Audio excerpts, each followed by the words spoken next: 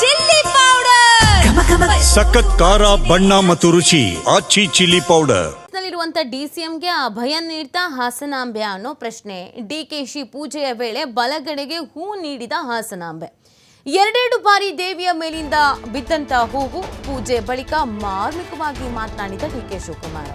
ಹೆಚ್ಚಿನ ಅಧಿಕಾರ ಎಂಬ ಪ್ರಶ್ನೆಗೆ ಮಾರ್ಮಿಕವಾಗಿ ಮಾತನಾಡಿದ್ದಾರೆ ಡಿಕೆ ಶಿವಕುಮಾರ್ ಅವರು. ಇದು ದೇವರಿಗೂ ಭಕ್ತನಿಗೂ ವ್ಯವಹಾರ ನಡೆಯುವಂತ ಸ್ಥಳ.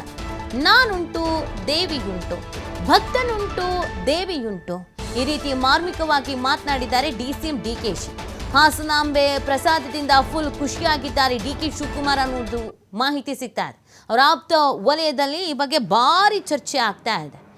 ಈಗಾಗಲೇ ಡಿಸಿಎಂ ಸಿಎಂ ಆಗ್ತಾರೆ ಅನ್ನೋದೊಂದು ಕೂಗು ಇದೆ ನೋಡಿ. ಅಲ್ಲಿ ಬಲಭಾಗದಿಂದ ಹೂ ಬೀಳುತ್ತೆ.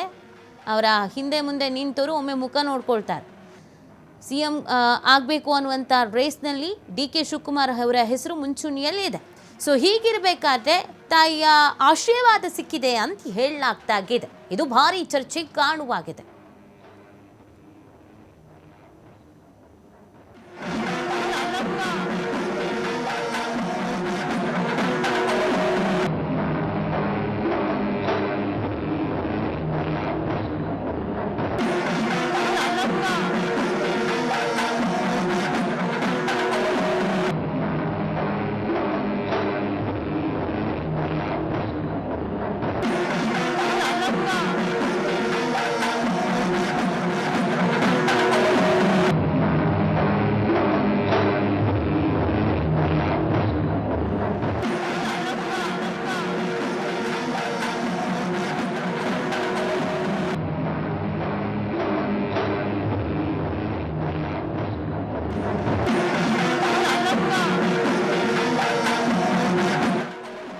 ಅಲ್ಲಿನ ದೃಶ್ಯ ಗಮನಿಸಿದ್ರಿ ನೀವು. ಹೂ ಬೀಳ್ತಾ ಇರುವಂಥ ದೃಶ್ಯ ನೋಡಿದ್ರಿ. ಇದು ಒಮ್ಮೆ ಅಲ್ಲ, ಎರಡೆರಡು ಬಾರಿ ಈ ಥರ ಹೂ ಬಿದ್ದಿದೆಯಾ ಅಂತ.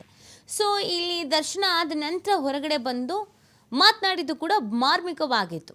ನನ್ನ ಅಧಿಕಾರ ಅಥವಾ ನಾನು ಸಿ ಎಂ ಆಗಬೇಕು ಅನ್ನೋದು ನನಗೆ ಬಿಟ್ಟಿದ್ದು, ದೇವರಿಗೆ ಬಿಟ್ಟಿದ್ದು. ನಾನುಂಟು ದೇವರುಂಟು ಅನ್ನೋ ಅರ್ಥದಲ್ಲಿ. ಅಂದರೆ ನಾನು ದೇವ್ರ ಹತ್ರ ಪ್ರಾರ್ಥನೆ ಮಾಡಿಕೊಂಡೆ, ನನ್ನ ಪ್ರಾರ್ಥನೆ ಈಡೇರುತ್ತೆ ಅನ್ನೋ ರೀತಿಯಲ್ಲಿ ಪ್ರಸಾದ ಸಿಕ್ಕಿದೆ ಅಂತ ಮಾರ್ಮಿಕವಾಗಿ ನೋಡಿದ್ರೋ ಗೊತ್ತಿಲ್ಲ. ಒಟ್ಟಿನಲ್ಲಿ ಈ ವಿಚಾರ ಅಂತೂ ಸಾಕಷ್ಟು ಚರ್ಚೆಗೆ ಕಾರಣವಾಗ್ತಾ ಇದೆ.